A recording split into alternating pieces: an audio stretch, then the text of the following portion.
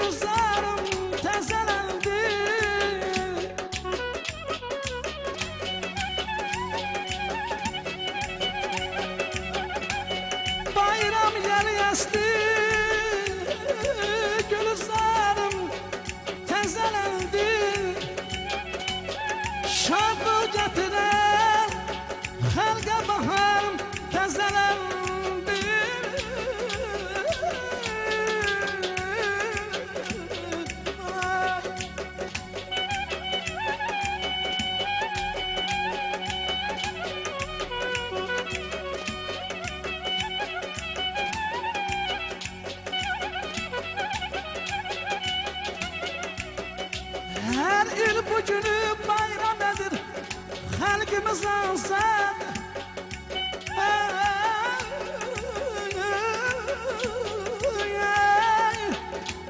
Her il bugünü bayram edir halkımız azad. Tarihlere seft oldu vüqarım tezelendi.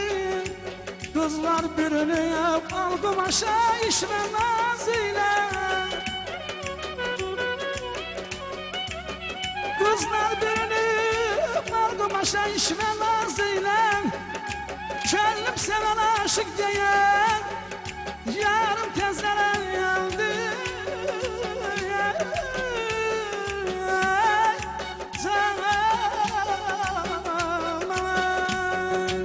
Sensiz yaşaya bilmirəm, sensiz yaşaya bilmirəm.